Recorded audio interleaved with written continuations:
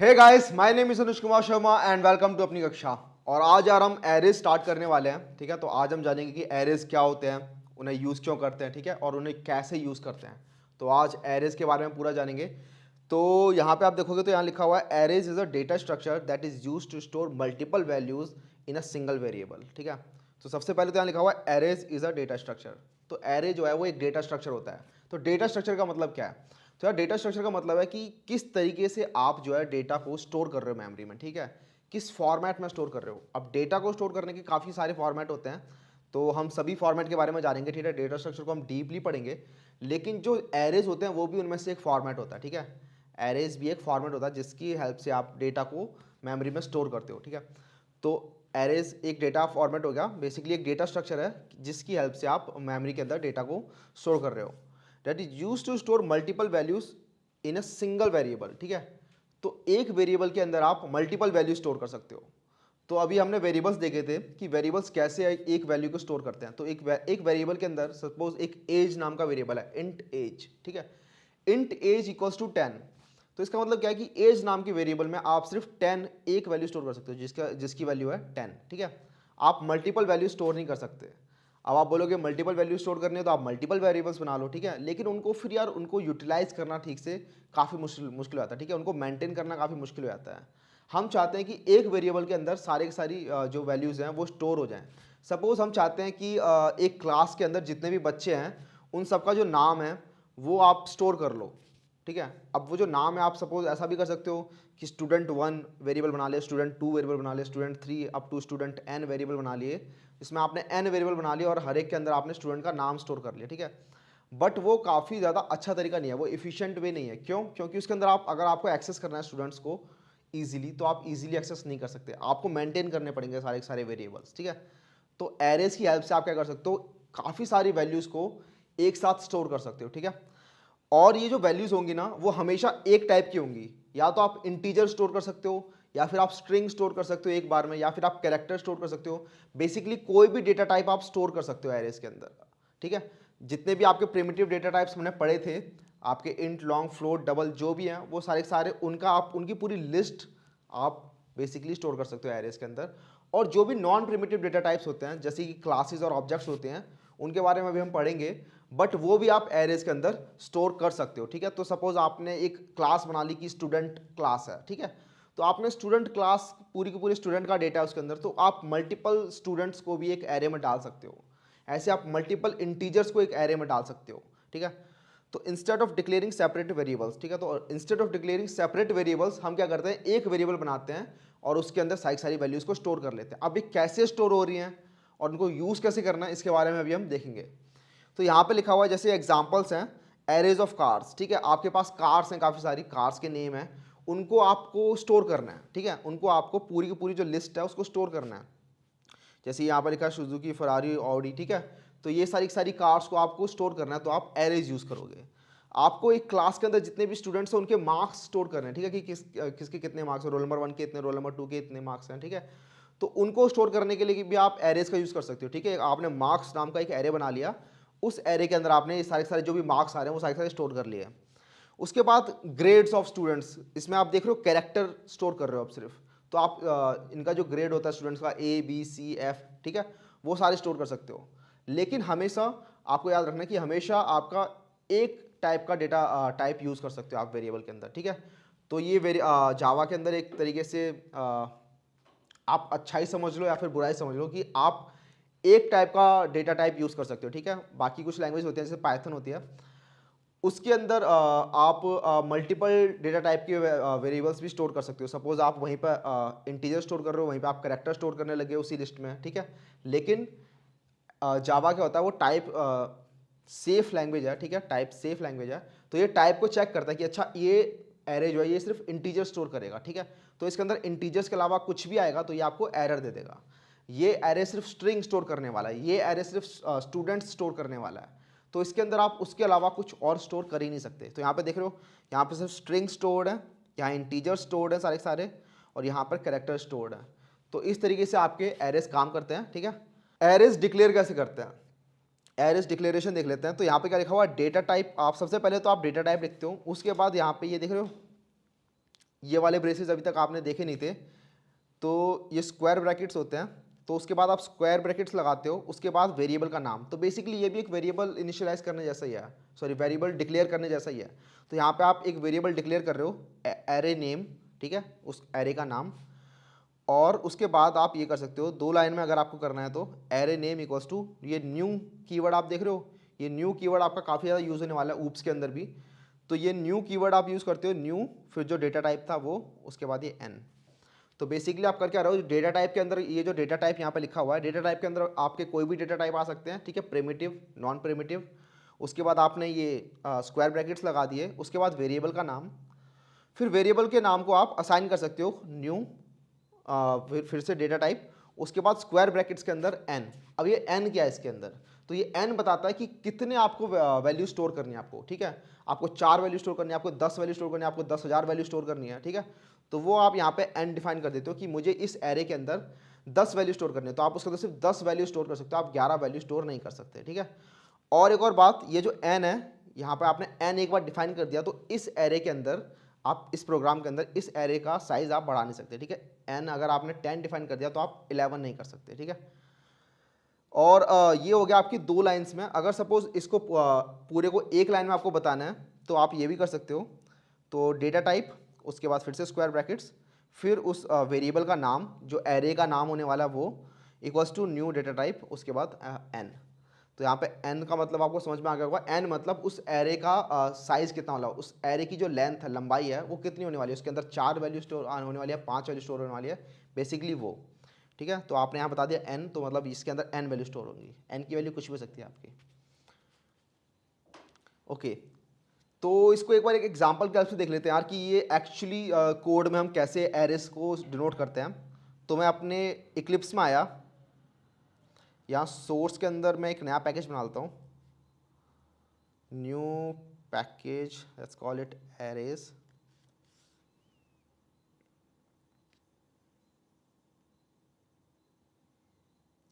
इस क्लास का नाम देते हैं एरे इंट्रो।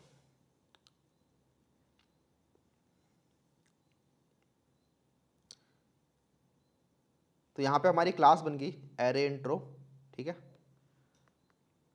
इसके अंदर हमें कोई एरे डिक्लेयर करना है, तो हम क्या करेंगे, सपोज इंट टाइप का एरे डिक्लेयर करना है, ठीक है। इंट डेटा टाइप मतलब ये एरे जो होगा ये सिर्फ इंट स्टोर करने वाला है, इसके अलावा कुछ भी स्टोर नहीं करेगा, ना डबल स्टोर करेगा, ना कैरेक्टर स्टोर करेगा।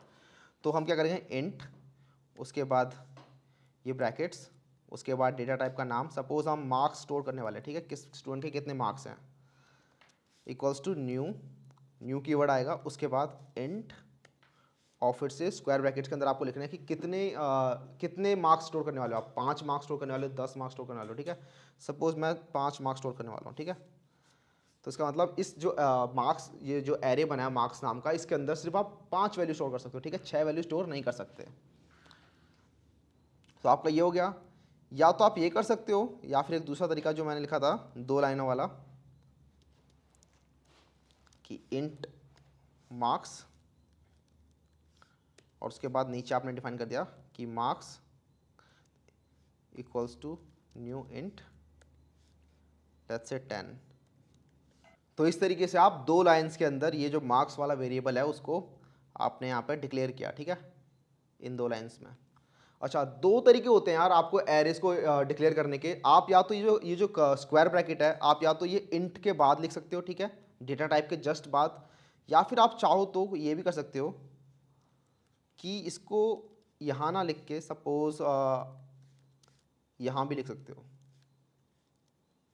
इंट, इंट के बाद नहीं लिखा मैंने, वेरिएबल के नाम के बाद लिख दिया, देख रहे हो।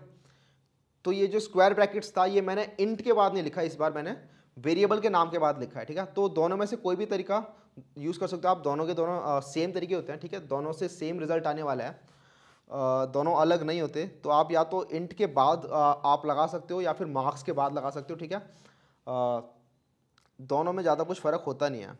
बेसिकली फ़र्क तब आता है जब आपको एक लाइन के अंदर मल्टीपल एरेज आपको डिक्लेयर करने हैं। सपोज आपको 2 एरेज डिक्लेयर करने हैं एक लाइन में, तो आप कैसे करोगे, अगर आप ऐसे करोगे कि लेट्स से इनका नाम रखते हैं रोल नंबर्स, ठीक है, और यहाँ पे आपने रख दिया लेट्स से क्लासेस, ठीक है। तो यहाँ पे क्या हुआ, आपने रोल नंबर्स जो रखा वो तो आपका वेरिएबल हुआ जो कि एरे स्टोर कर रहा है, ठीक है। तो रोल नंबर्स आपका एरे स्टोर कर रहा है, लेकिन जो क्लास होगा वो क्लास एक नॉर्मल इंट वेरिएबल होने वाला है, ठीक है। क्लास आपका एरे नहीं होगा। तो आपका एक तो एरे है लेकिन एक क्लासेस जो है वो एरे नहीं है।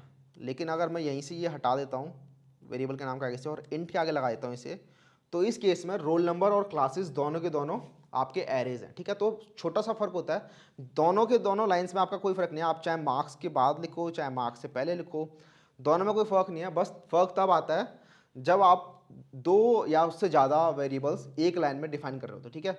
तो हमेशा याद रखना, अगर आप ऐसा कर रहे हो कि आप वेरिएबल के नाम के बाद स्क्वायर ब्रैकेट्स लगाते हो गलती से, तो हमेशा अगर आपको दो वेरिएबल डिक्लेयर कर रहे हैं तो दोनों वेरिएबल के नाम के आगे जाके आपको एक स्क्वायर ब्रैकेट लगाना पड़ेगा, ठीक है। सिंपल सा फंडा है। तो ये हो गया आपका डिक्लेयर करने का कि आप कैसे एरे डिक्लेयर करते हो, ठीक है। तो आपने एरे डिक्लेयर कर दिया, इसका मतलब क्या है, इसका मतलब ये हुआ कि आपने जो बताया कि मैंने 10, मुझे भाई ये 10 सपोज यहाँ पे जैसे ये 5 है, आपने इसको बता दिया। डिक्लेयर करने का मतलब ये हुआ आपने इसको बता दिया कि मुझे 5 इंट का स्पेस चाहिए मेमोरी के अंदर, ठीक है। आपने से बोल दिया कि मेरे लिए रिजर्व कर लो 5 इंट्स का स्पेस, ठीक है। तो हर इंट का आपको पता है साइज कितना होता है, हर इंट का साइज जो होता है उसके हिसाब से उसने 5 अपने मेमोरी में लोकेशन स्टोर कर ली और उनके अंदर आप सिर्फ ये आपकी रिजर्व हो गई, ठीक है। और ये जो लोकेशन होती है आपकी कंटिग्यूस होती है। कंटिग्यूस मतलब एक लोकेशन के बाद तुरंत अगली लोकेशन, ठीक है। ऐसा नहीं होगा कि मेमोरी के अंदर एक वेरिएबल यहाँ स्टोर्ड है तो उसके बाद वाला मतलब उसके बाद वाला मार्क्स आपका यहाँ स्टोर्ड है, उसके बाद वाले मार्क्स यहाँ स्टोर्ड है, ऐसा नहीं होगा, कंटिग्यूस होगा। अगर ये 2000 लोकेशन पे है तो अगला 2001, फिर 2002, 2003, ठीक है। इस टाइप से आपका स्टोर होने वाला है।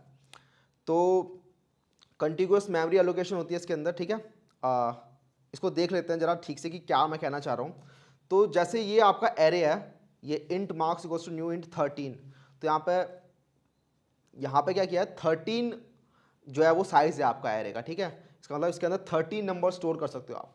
तो जैसे मैंने लिखा यहाँ पे आई कैपिटल नहीं होगा, यहाँ पे आई स्मॉल होगा। तो जैसे मैंने लिखा यार int marks equals to new int 13, इसका मतलब क्या हुआ, इसने 13 जो है लोकेशंस मतलब एक कंटिन्यूस लोकेशन जो है मेमोरी के अंदर वो इसने एलोकेट कर दिया है और उसके अंदर 13 इंट्स आ सकते हैं, ठीक है। हर इंट का साइज आपको पता है 4 बाइट का होता है एक इंट। तो इसने क्या किया, 4 बाइट की लोकेशन आपके लिए स्टोर कर दी और इनिशियली बाय डिफॉल्ट इनके अंदर 0 डाल दिया इसने, ठीक है। जैसे आपके वेरिएबल्स के अंदर बाय डिफॉल्ट 0 होता है इंट वेरिएबल के अंदर, वैसे यहाँ पे भी इसने बाय डिफॉल्ट सभी लोकेशंस पे 0 डाल दिया, ठीक है। तो इस लाइन को लिखते ही जैसे ही आपने लिखा int marks equals to new int 13, इससे क्या हुआ, एक जो पूरी की पूरी मेमोरी के अंदर लोकेशन है जहाँ पे आपकी ये इंट स्टोर होने वाले हैं 13 के 13 इंट्स, वो आपके लिए अलोकेट हो गई, ठीक है। और जो उनकी जो फर्स्ट लोकेशन है, ठीक है, जो सबसे फर्स्ट लोकेशन है, देख लो ये सबसे पहली वाली जो लोकेशन है जहाँ पे जो पहला इंटीजर स्टोर होगा उसका जो एड्रेस है वो आपको इस मार्क्स नाम के वेरिएबल के पास मिल गया है, ठीक है। इस मार्क्स नाम के वेरिएबल को बाकी सभी एड्रेस जानने की जरूरत नहीं है। अगर उसको बाकी सभी एड्रेस जानने हैं तो वो बस अपने एड्रेस में ऐड कर देगा, ठीक है।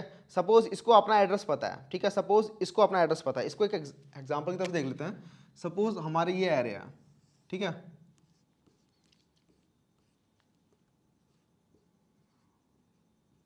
और जो एरेज होते हैं उसके अंदर आपकी इंडेक्सिंग ऐसे होती है, 0 से स्टार्ट होती है, हमेशा 0 से आपकी इंडेक्सिंग स्टार्ट होती है। और सपोज अगर आपके एरे की लेंथ n है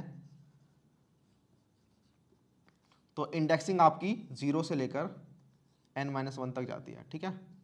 तो इस एरे की लेंथ थी 1 2 3 4 5, ठीक है। इस एरे में 5 इंटीजर आ सकते थे या 5 कोई भी वेरिएबल आ सकते थे, लेकिन इसकी इंडेक्सिंग 0 से स्टार्ट होती है, इसलिए 0 से लेकर ये n-1 मतलब 4 तक जाएगा ये, ठीक है। तो मैं क्या करता कि आपने एक मार्क्स नाम का एरे बना लिया, ठीक है।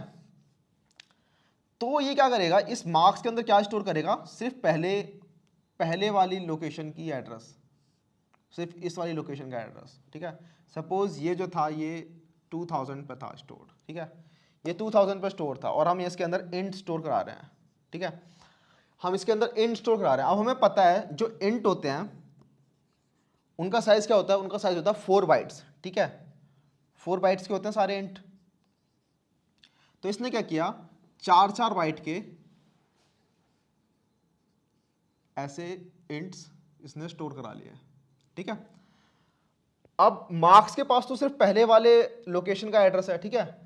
तो अगर हमें चाहिए ये वाली लोकेशन, ठीक है, इस वाली लोकेशन का एड्रेस, तो हमें क्या करना है, हमें इस वाली लोकेशन का एड्रेस जानने की जरूरत नहीं है, हम इसको कैलकुलेट कर सकते हैं। इसको कैलकुलेट करने का क्या तरीका है, आपको पहली वाली लोकेशन का एड्रेस पता है, तो आप पहली वाली लोकेशन का एड्रेस लोगे, ठीक है। ये था 2000, आपने 2000 लिया, उसके अंदर आपने ऐड कर दिया 1 2 3, ठीक है, 3 टाइम्स 4 बाइट्स, ठीक है। तो ये कितना हो जाएगा आपका, 4 बाइट्स होती है मतलब आपकी 32 बिट्स हो गई आपकी, और उसके अंदर आपने 3 से मल्टीप्लाई कर दिया, तो आपकी ये लोकेशन आपकी जो भी होगी वो मिल जाएगी, ठीक है। 2000 प्लस ये। तो इस तरीके से आप एक वेरिएबल का यूज करके आप किसी भी लोकेशन का एक्सेस कर सकते हो, ठीक है। किसी भी लोकेशन का एक्सेस कर सकते हो, जबकि आपके पास एड्रेस जो है वो सिर्फ इस लोकेशन का है। और वो किस लिए पॉसिबल हो पाया है, वो इसलिए पॉसिबल हो पाया है क्योंकि जितनी भी वैल्यूज हैं वो सारी आपकी कंटिन्यूअस फैशन में स्टोर है, ठीक है। मतलब एक के बाद एक स्टोर है। ऐसा नहीं है कि अगर ये मेमोरी है तो एक वैल्यू यहाँ स्टोर है, एक वैल्यू यहाँ, एक वैल्यू यहाँ, एक वैल्यू यहाँ, ऐसा स्टोर नहीं है। ऐसा नहीं है, कंटिन्यूअस फैशन में है। मतलब अगर एक यहाँ स्टोर है तो अगली उसके तुरंत बाद, फिर तुरंत बाद, फिर तुरंत बाद, फिर तुरंत बाद, ठीक है। ये हम पहले से ही जब डिक्लेयर करते हैं तो हम उसी टाइम बोल देते हैं इसे कि भाई ये हमारे लिए रिजर्व कर लो इतना स्पेस, तो ठीक है। अगर हम इसे बोलेंगे 10,000 कि int marks equals to new int 10,000, तो ये हमारे लिए 10,000 इंट्स का स्पेस रिजर्व करके रख लेगा, ठीक है। तो ये फायदा होता है आपका एरेस का। आप एक वेरिएबल का यूज करके आप मल्टीपल वैल्यू स्टोर कर सकते हो उसके अंदर, ठीक है। तो वो यहाँ पे हो रहा है, यहाँ पे मैंने लिखा हुआ इंडेक्स आपका 0 से स्टार्ट हो रहा है, और देख लो यहाँ पे 12 तक जा रहा है। 0th इंडेक्स वाली जो लोकेशन होगी वो इसको पॉइंट कर रही होगी। बेसिकली ये 0th वाली का मतलब ये है, फर्स्ट वाली का मतलब ये है, सेकंड वाली का मतलब ये, थर्ड वाली का मतलब ये, और फोर्थ वाली का मतलब ये है, ठीक है। अब इनके अंदर क्या वैल्यू स्टोर होगी इनिशियली, बाय डिफॉल्ट आपका 0 स्टोर होगा इनके अंदर, ठीक है। अभी आपने बताया नहीं कि जो मार्क्स हैं उनके अंदर क्या स्टोर होने वाला है, ठीक है। आपने अभी बताया नहीं वेरिएबल के अंदर कि आप इसको इनिशियलाइज कैसे कर रहे हो। आप नॉर्मल वेरिएबल लेते हो, उसको आप डिक्लेयर कर देते हो, तो उसके अंदर डिफॉल्ट वैल्यू 0 हो जाती है इंट के अंदर। वैसे ही यहाँ पे भी डिफॉल्ट वैल्यू जो है वो 0 होती है। आपने अभी इसको इनिशियलाइज नहीं किया, ठीक है। तो अगर आपको एक्सेस करना है ये 0th पोजीशन को, तो आप क्या करोगे, ये मार्क्स 0 यूज़ करोगे, ठीक है। मार्क्स, उसके बाद स्क्वायर ब्रैकेट्स के अंदर 0। तो ये क्या करेगा, जो 0th पोजीशन पर जो भी वैल्यू होगी, इस पोजीशन पर जो वैल्यू होगी 0th पोजीशन पर, वो आपको ला के दे देगा, ठीक है। उसी तरीके से मार्क्स 5 क्या करेगा, वो इस लोकेशन पर जो वैल्यू होगी वो ला के दे देगा।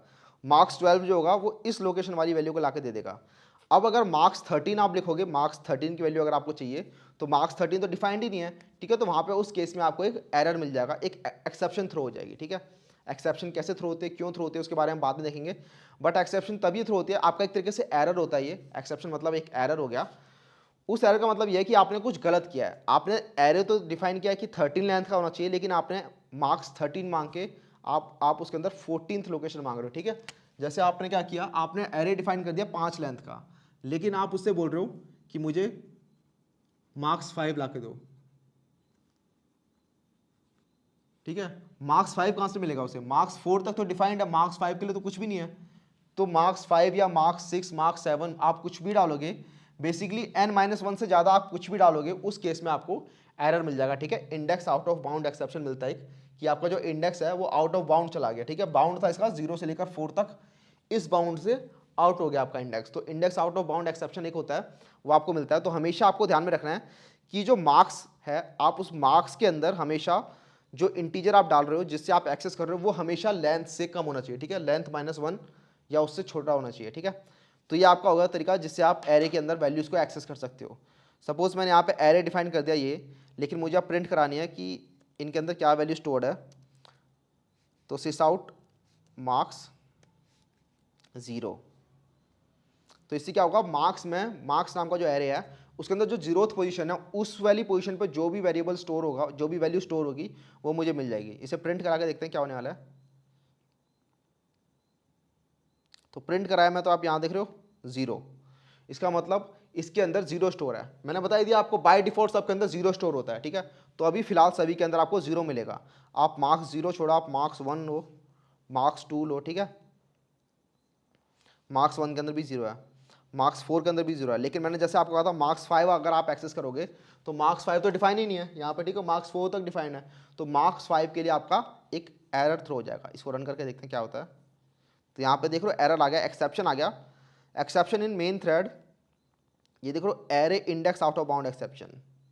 यहाँ पे लिखा भी हुआ है कि index 5 out of bound for length 5, तो आपने इंडेक्स जो यहाँ पे 5 मांगा है वो इस 5 लेंथ से ज़्यादा बाउंड से बाहर चला गया, ठीक है। तो इसने पूरा जो एरर है वो आपको बता दिया, और साथ में ये भी बता दिया किस लाइन में एरर है, ठीक है, लाइन नंबर 15 के अंदर।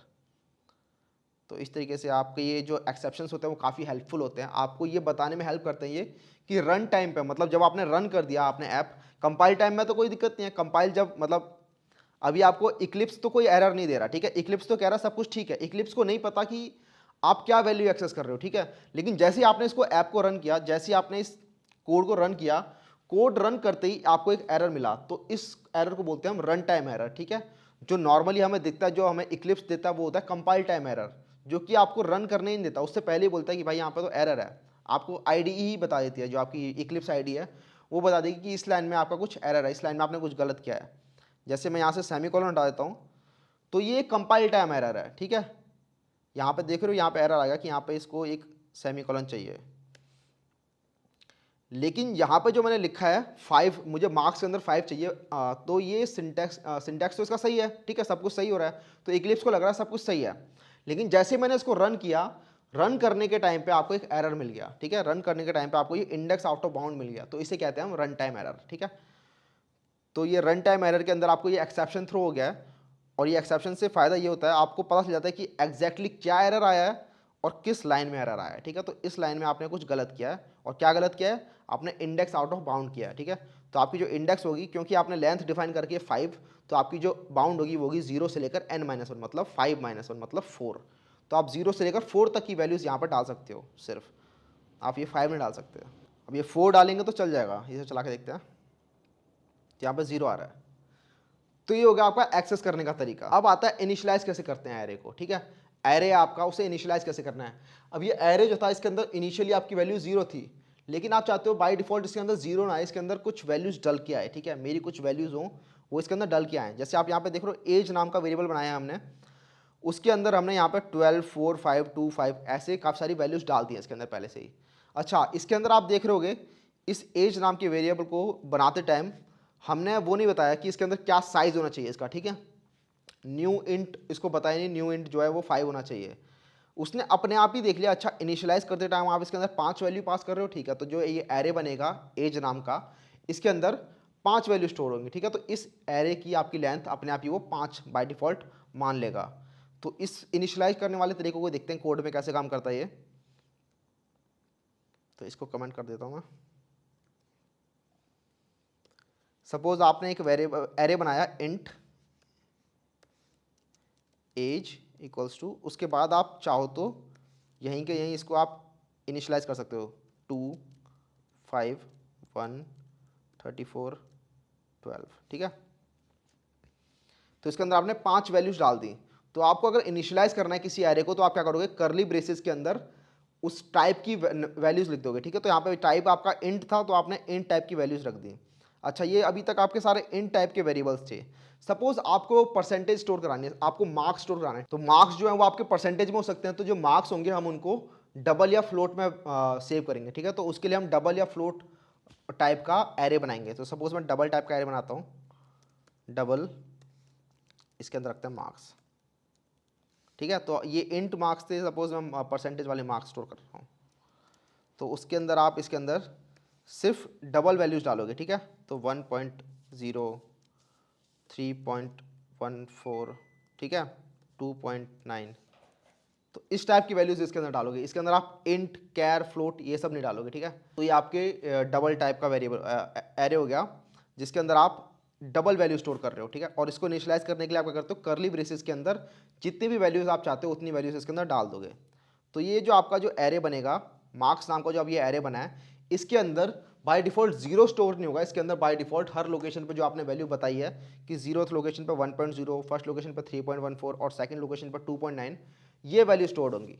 अगर हम चाहते हैं इनको प्रिंट कराना, तो हम क्या करेंगे, इनको एक्सेस कर लेंगे। तो एक्सेस करने का आपको तरीका पता ही है, मार्क्स 0 एक्सेस करना है अगर मुझे, तो मार्क्स 0 आपका एक्सेस हो जाएगा। आपको याद रखना है 0 से इंडेक्सिंग स्टार्ट होती है, तो 0th लोकेशन मतलब ये पहली वाली वैल्यू। तो अगर अब इसे रन करेंगे तो हमें 0th पोजीशन पर जो वैल्यू होगी वो हमें मिल जाएगी। इसे रन करके देखते हैं। तो यहाँ देख रहे हो 1.0 ये आपको मिल गई। ऐसे ही आप फर्स्ट पोजीशन वाली वैल्यू चाहते हो तो उसके लिए आप रन करोगे मार्क्स 1, तो यहाँ पर 3.14 आपको मिल गया। ठीक है, तो इसी तरीके से मार्क्स टू के लिए आपको 2.9 मिल जाएगा। तो ये आपका तरीका होगा इनिशियलाइज करने का। लेकिन कई बार हम चाहते हैं कि इनिशियलाइज डायरेक्टली ना करें, मतलब इनिशियलाइज अगर डायरेक्टली कर भी लिया तो हम चाहते हैं कि अपडेट करना किसी वैल्यू को। ठीक है, हम चाहते हैं कि ये जो मार्क्स 0th पोजीशन वाले बच्चे के मार्क्स जो थे वो हमने कम नोट कर दिए, 1.0 कम मार्क्स हैं, उसके मार्क्स थोड़े ज़्यादा आए थे। ठीक है, तो उसके लिए हम इसकी वैल्यू को अपडेट भी कर सकते हैं। ठीक है, तो ये जो 0th पोजीशन है हम चाहे तो इस वैल्यू को अपडेट कर सकते हैं, हम चाहे तो किसी भी पोजीशन को डायरेक्टली अपडेट कर सकते हैं, हम चाहे तो इस पोजीशन को अपडेट कर दें, इस पोजीशन को अपडेट कर दें। हम चाहते हैं कि जो हमने वैल्यू डिफाइन करी है या बाय डिफॉल्ट जो वैल्यू इसके अंदर आई है वो ना यूज़ करके हम इसके अंदर अपनी वैल्यू सेट करना चाहते हैं। तो उसके लिए हम क्या करेंगे, जिस तरीके से हम एक्सेस कर रहे हैं, यहाँ देख रहे हो मार्क्स 1 हम एक्सेस कर रहे हैं, उसी तरीके से हम इनको सेट भी कर सकते हैं। तो मैं क्या करूँगा कि बोल दूंगा मार्क्स 1 जो है वो 3.14 नहीं है, वो एक्चुअली 4.56 है। तो ये जो 3.14 पहली वैल्यू थी अब 3.14 नहीं रहेगी, अब ये 4.56 हो जाएगी। ठीक है, अगर हम इसे प्रिंट करा के देखें तो यहाँ देख रहे हैं 4.56 हो रही है। ये वैल्यू अब 3.14 नहीं है, अब ये वैल्यू 4.56 हो चुकी है। तो इस तरीके से आप वैल्यू को सेट भी कर सकते हो। ठीक है, तो अगर एरे में से कोई वैल्यू फैच करनी है, मतलब गेट करनी है, तो उसका भी तरीका यही है कि वेरिएबल के नाम के बाद आप स्क्वायर ब्रैकेट के अंदर उसका इंडेक्स डिफाइन कर दो कि आपको कौन सी वैल्यू आपको चाहिए। अगर आपको वैल्यू सेट भी करनी है तो उसके लिए भी आप सेम चीज़ करोगे, वेरिएबल के नाम के बाद स्क्वायर ब्रैकेट, उसके अंदर इंडेक्स इक्वल टू ये वैल्यू चाहिए। तो ये तो बात हो गई आपकी कि आपको अगर एरे के अंदर से किसी भी वैल्यू को, किसी भी लोकेशन की वैल्यू को गेट करना है या सेट करना है तो उसको आप कैसे गेट या सेट कर सकते हो। ठीक है, अब बात कर लेते हैं लूप्स कैसे आप यूज़ कर सकते हो। ठीक है, अभी तक जितने भी हमने लूप्स पढ़े थे, फॉर लूप, व्हाइल लूप्स, उनका यूज़ भी आप एरेज के अंदर कर सकते हो। तो आपको अगर पता है कि एरे की लेंथ कितनी है, आपको पता ही होता है कि एरे की लेंथ कितनी है। ठीक है, तो आप चाहो तो फॉर लूप लगा सकते हो उसके अंदर और सारी सारी वैल्यू को एक साथ फैच कर सकते हो। ठीक है, आप बार बार मार्क्स 0, मार्क्स 1, मार्क्स 2 ना करके आप चाहो तो फॉर लूप के अंदर लगातार वैल्यू फैच कर सकते हो। वो देखते हैं कैसे होता है। सपोज मुझे इस एज वाले वेरिएबल के अंदर से एज वाला जो एरे है, ये वाला जो एरे मैंने यहाँ पे बनाया है, इसके अंदर से मुझे लाइन बाय लाइन सभी एजेस निकालनी है, सारी सारी जो एजेस हैं वो निकालनी है। तो एक तो तरीका ये होता है आपका सिस आउट एज 0। ठीक है, उसके बाद को कॉपी पेस्ट कर लेते हैं। तो देख रहे हो, तो एज 0 ले लिया, फिर एज 1 ले लिया, फिर एज 2 ले लिया, फिर एज 3 ले लिया, 0 1 2 3, इसके अंदर 4 मतलब 5 एजेस हैं, तो ये और आगे तक जाएगा। तो 0 1 2 3 4 इस तरीके से आप चाहो तो वैल्यू ले सकते हो और इनको अगर रन करेंगे तो आपकी सही है, सारी सारी जो वैल्यूज़ थी एरे के अंदर वो सारी सारी प्रिंट हो जाएंगी। लेकिन यहाँ देख रहे हो आपको ये एक ही लाइन है एज वाली, उसको आपको रिपीट करना हो रहा है। और आपको जब भी रिपीट करना होता है तो आप हमेशा लूप्स का यूज़ करते हो। ठीक है, जब भी कोई सेट ऑफ स्टेटमेंट रिपीट हो रही होती है तो वहाँ पे हम लूप्स यूज़ करते हैं। ठीक है, तो इस केस में भी हम लूप्स ही यूज़ करने वाले हैं। ठीक है, तो हम क्या करेंगे, इन सभी को उड़ाते हैं, इन सब की जरूरत नहीं है हमें, सिर्फ एक स्टेटमेंट की जरूरत है और उसके अराउंड हमें लूप लगाना है। तो फॉर लूप लगाते हैं, for int i equals to 0, i less than, तो ये जो एज नाम का जो आपका एरे है उसकी लेंथ कैसे निकालते हैं, तो उसकी लेंथ के लिए मैं आपको बता देता हूँ फिलहाल। अब इसको पूरा समझेंगे कि ये लेंथ कैसे आ रही है। लेकिन एज डॉट लेंथ आपका एक फील्ड होता है आई प्लस प्लस। ठीक है, ये डॉट लेंथ कैसा है इसको देख कर डरना मत, बस ये बता दिया कि एज की जो लेंथ है वो ऐसे निकाली जा सकती है। मतलब किसी भी एरे की लेंथ निकालने के लिए आपको यहाँ पे डॉट लेंथ, आप यहाँ पे डॉट लगा के लेंथ लिखोगे तो ये एक एरे के अंदर फील्ड होता है लेंथ, जिससे इस एरे के अंदर कितनी, इस एरे की क्या लंबाई है, इस एरे में कितने एलिमेंट्स हैं वो आपको मिल जाती है। ठीक है, तो यहाँ पे जो लेंथ मिलेगी वो क्या मिलेगी, 1 2 3 4 5। ठीक है, 5 मिलेगी। तो एज डॉट लेंथ में से आपको 5 मिलने वाला है यहाँ पे। तो ये लूप आपका 0 से लेकर 5 तक चलेगा। ठीक है, 0 1 2 3 4 और जैसे ही 5 होगा आप लूप से बाहर आ जाओगे। और हर बार आप क्या प्रिंट कर रहे हो, एज 0 नहीं, एज 0 प्रिंट करोगे तो आपका 5 बार एज 0 ही प्रिंट हो जाएगा। हम चाहते हैं हर बार एज आई प्रिंट होगा। ठीक है, तो एज आई मतलब पहली इटरेशन में होगा एज 0, अगली इटरेशन में होगा एज 1, फिर एज 2, फिर एज 3, फिर एज 4, फिर एज 5। नहीं, एज 5 नहीं होगा, 5 होते ही आप लूप से बाहर आ जाओगे, ठीक है। तो आपकी index out of bound exception भी नहीं आएगी। इसको रन करते हैं तो यहाँ पे देख रहे हो सेम आउटपुट आ रहा है, लेकिन इस बार हमने जो लूप्स का यूज़ किया और इस स्टेटमेंट को बार बार रिपीट नहीं किया, ठीक है। तो यहाँ पे हम इस तरीके से लूप्स का यूज़ भी कर सकते हैं। अब एक छोटा सा प्रोग्राम कर लेते हैं यार। एक प्रोग्राम है, सपोज आप एक टीचर हो, तो आप क्या करोगे, आप पहले बताओगे कि आपकी क्लास में कितने स्टूडेंट्स हैं, ठीक है। उसके बाद आप क्या करोगे, हर स्टूडेंट का रोल नंबर वाइज आप नंबर प्रिंट करोगे, ठीक है। आप नंबर मतलब इनपुट करोगे, किसी स्टूडेंट के 10 मार्क्स है, किसी के 10 मार्क्स है, किसी के मतलब 15 मार्क्स है, 20 मार्क्स हैं। ऐसे करते करते आप उससे मार्क्स इनपुट कराओगे और फाइनली आपको क्या करना है, उस मार्क्स का एवरेज निकालना है, ठीक है। एवरेज की एवरेज मार्क्स कितना है, ठीक है। तो ये आपका क्वेश्चन है, इसके अंदर 3 पार्ट्स हैं। सबसे पहले तो आप उससे यूज़र से मांग रहे हो कि आपके कितने स्टूडेंट्स हैं। उसके बाद आप यूज़र से मांग रहे हो कि उसके हर स्टूडेंट के मार्क्स कितने हैं। उसके बाद आप फाइनली एवरेज कैलकुलेट कर रहे हो, ठीक है। तो ये एक छोटा सा प्रोग्राम है, ये जल्दी से हम करके देखते हैं। तो एरेज वाले पैकेज के अंदर ही आया मैं, और इसके अंदर एक न्यू क्लास बना लेते हैं। इसका नाम रखते हैं एवरेज मार्क्स ऑफ स्टूडेंट्स।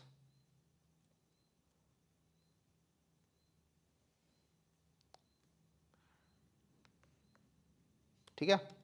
तो इसके अंदर हमें यूज़र से इनपुट लेनी है, तो सबसे पहले स्कैनर क्लास को हम स्कैनर को डिफाइन कर लेते हैं। तो new scanner system dot in, इसको इंपोर्ट कर लेते हैं। तो यहाँ क्लिक किया, import from Java dot UTL, तो आपका स्कैनर इंपोर्ट हो गया। तो सबसे पहले आप यूज़र से बोल रहे हो कि आपके स्टूडेंट्स कितने हैं, तो आप प्रिंट कर रहे हो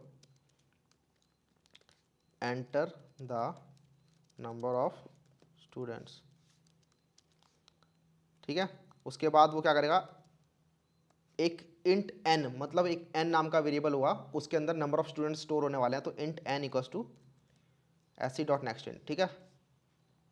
तो इसने क्या किया, एक n नाम के वेरिएबल के अंदर कितने स्टूडेंट स्टोर होने वाले हैं। सपोज मैंने बोला 5 स्टूडेंट हैं, तो वो 5 स्टूडेंट आपके n नाम के वेरिएबल में आ जाएंगे, ठीक है। अब हमें क्या करना है, अब वो मार्क्स इनपुट कराने वाले हैं, लेकिन मार्क्स इनपुट कराने से पहले हम क्या चाहते हैं कि वो जो मार्क्स हैं वो एरेज में स्टोर करें हम, ठीक है।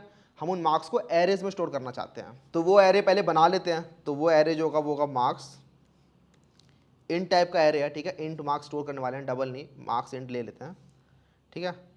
Int marks equals to new int n, ठीक है। तो यहाँ पे मैंने क्या किया, n साइज का आपका एरे बना दिया, ठीक है। तो इस एरे के अंदर कितने एलिमेंट्स आ सकते हैं, अब n, जो n आपको यूज़र ने दिया था। अगर यूज़र ने आपको 5 दिया था, तो यहाँ पे 5 वाला आपका एरे बन जाएगा, ठीक है, जिसके अंदर 5 वैल्यूज आ सकती हैं। तो ये आपका एरे यहाँ पे आपने डिक्लेयर कर दिया। अब इसके एरे के अंदर अभी इनिशियली आपकी सारी वैल्यूज जो होंगी वो जीरो होंगी, ठीक है। हम चाहते हैं जो वैल्यूज़ हैं ये भी हम यूज़र से मांग रहे हैं, ये भी हम टीचर से मांग रहे हैं, आपसे मांग रहे हैं। तो इसके लिए पहले हम लूप रन करते हैं, एक for int i equals to 0, i less than, आप चाहो तो यहाँ पे मार्क्स डॉट लेंथ लिख सकते हो, लेकिन हमें पता ही है कि जो मार्क्स डॉट लेंथ है वो n के इक्वल होने वाला है, ठीक है। हमें पता ही है कि इस एरे की जो लेंथ है वो n के इक्वल है, n हमने पहले से मांग लिया है। तो आई लेस देन n लिख देते हैं, आई प्लस प्लस, और हर बार क्या करेंगे, सेट करेंगे मार्क्स की वैल्यू, ठीक है। सेट करने का आपको तरीका पता ही है, सेट करेंगे हर वैल्यूज़ को। तो सेट करने का तरीका क्या होता है, पहले आपने ये लिखा मार्क्स, उसके बाद i equals to SC dot next int. तो हर बार क्या होगा, आपका ये लूप रन होगा, और इस लूप के अंदर क्या होगा, हर बार marks i equals to SC dot next int, मतलब आप बार बार रुक रहे हो इनपुट लेने के लिए, और जैसे आपको इनपुट मिलती है वो इनपुट आप क्या करते हो, एससी डॉट नेक्स्ट इंट से उठाते हो, और वो इनपुट आप मार्क्स के अंदर सेट कर देते हो, ठीक है, मार्क्स नाम के एरे के अंदर। और हर बार क्या कर रहे हो, ith पोजीशन में कर रहे हो, मतलब पहली बार में 0th पोजीशन पे करोगे, अगली बार में 1st पोजीशन पे, फिर ऐसे करते करते 4th पोजीशन तक आप मार्क्स वाला जो एरे है वो पूरा का पूरा आप फिल कर दोगे, ठीक है। तो इस तरीके से आपका जो पूरा मार्क्स वाला एरे होगा वो फिल हो जाएगा। तो आपने सारी जो इनपुट थी यूजर से ले ली। अब हमारे पास काम क्या बचा, अब हमें सिर्फ एवरेज निकालना है और वो एवरेज प्रिंट कर देना है। तो एवरेज निकालने क्या करेंगे, हम दोबारा एक फॉर लूप यूज़ कर लेते हैं, ठीक है। तो एक एवरेज नाम का वेरिएबल जो है वो डिफाइन कर देते हैं। सपोज आपका जो एवरेज है वो भी इंट ले लेते हैं, उसके अंदर 0 डाल देते हैं, ठीक है। एवरेज मार्क्स नाम का एक वेरिएबल बना लिया जिसके अंदर भी फिलहाल 0 डाल दिया, ठीक है। तो पहले तो क्या करेंगे, एवरेज निकालने का क्या तरीका होता है, आप सबके सब सम निकालते हो, उसको divide by number of count, मतलब जो नंबर ऑफ आइटम्स है उसे डिवाइड कर देते हो, ठीक है। तो यहाँ पे हम क्या, हमारे पास कितने आइटम्स है, n, मतलब n आपके पास मार्क्स हैं, तो पहले आप सम निकालोगे, उसके बाद उसे n से डिवाइड कर दोगे। तो ये वाला लूप चलाते हैं, तो ये वाला लूप चलेगा आपका फॉर, दोबारा से for int i equals to 0, i less than n, i plus plus, और एवरेज मार्क्स के अंदर फिलहाल अभी हम सारे सारे सम को स्टोर कर लेते हैं, ठीक है। सम नाम का एक अलग वेरिएबल नहीं बनाया मैंने, एवरेज मार्क्स के अंदर ही फिलहाल सारे सारे सम स्टोर कर ले रहा हूँ। उसके बाद इसी एवरेज मार्क्स को डिवाइड बाय n कर लेंगे, तो इसके अंदर फाइनली एवरेज मार्क्स आ जाएंगे, ठीक है। तो पहले इसके अंदर सम स्टोर कर लेते हैं सभी मार्क्स का। तो average marks plus equals to marks i, ठीक है, ये समझ में आ गया। तो एवरेज मार्क्स के अंदर आपके जितने भी सम आपके जो मार्क्स हैं वो सारे सारे स्टोर हो जाएंगे, ठीक है। तो पहली बार में 0 आएगा, उसके बाद इसमें ऐड हो जाएगा 1, मार्क्स 1, फिर मार्क्स 2, फिर मार्क्स 3, ऐसे करते करते आपका लूप चलेगा, और फाइनली सारे सारे जो मार्क्स होंगे आपके एरे के अंदर वो आपके उनका जो सम है वो इस एवरेज मार्क्स के अंदर स्टोर हो जाएगा। उसके बाद आपको क्या करना है, इसका एवरेज निकालना है एक्चुअल। तो average marks divide equals to n, ठीक है। इसको आप जैसे ही n से डिवाइड करोगे आपका पूरा का पूरा एवरेज आ जाएगा यहाँ पे, और उसको आप यहाँ पे प्रिंट करा लोगे, sys out the average marks are average marks, ठीक है। तो ये आपका प्रोग्राम था पूरा का पूरा। आपने क्या किया, पहले तो आपने नंबर ऑफ स्टूडेंट्स मांगे उससे कितने हैं, उसके बाद आप यहाँ पे चाहे तो लिख दो कि system dot out dot println कि एंटर द मार्क्स नाउ, ठीक है। तो वो यहाँ पे आप मार्क्स एंटर करने लग जाएगा। इस प्रोग्राम को रन करके देखते हैं। तो सबसे पहले यहाँ पे देख लो नीचे क्या लिखा रहा है, थोड़ा ऊपर कर लेते हैं। तो सबसे पहले आया enter the number of students, तो मैं यहाँ पे एंटर करता हूँ, सपोज 5 स्टूडेंट्स हैं तो 5, फिर एंटर। अब बोल रहा है एंटर द मार्क्स नाउ, तो एक एक करके मार्क्स इनपुट करते हैं।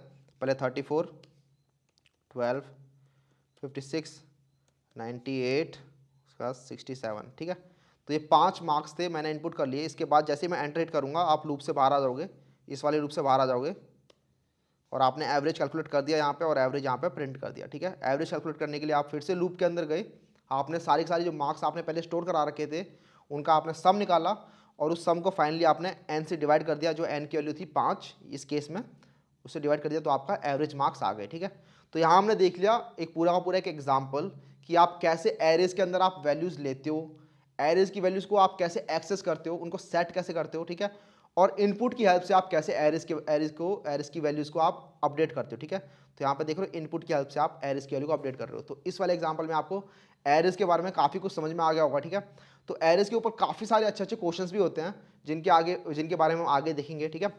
और उसके बाद 1D ये आपका 1 डायमेंशनल एरे था, ठीक है। आपकी बेसिकली एक सिंपल एक लाइन थी, ठीक है, n एलिमेंट स्टोर थे। उसके बाद आपके 2 डायमेंशनल एरे आते हैं, उसके बाद आपके 3 डायमेंशनल एरे, फिर n डायमेंशनल एरे, ठीक है। तो आपके मल्टी डायमेंशनल एरे, ठीक है। तो ये सारे जो एरेज होते हैं इन सब के बारे में हम बाद में बात करेंगे, ठीक है। तो आज की वीडियो में हमने बात की एरेज की इंट्रोडक्शन के बारे में कि आप एरेज क्यों होते हैं, एरेज का यूज़ क्यों करते हैं हम, और उनका यूज़ कैसे करते हैं, ठीक है। उनके अंदर वैल्यूज़ कैसे गेट करते हैं और कैसे सेट करते हैं, और बाद में अब हम इनको क्वेश्चंस के बारे में ध्यान देंगे, और इनके अंदर जो मल्टी डायमेंशनल एरे होते हैं उसके बारे में पढ़ेंगे, ठीक है। तो ये सब हम बाद में करेंगे, ठीक है। तो तब तक के लिए यार चलते हैं, see ya, have a good day, bye.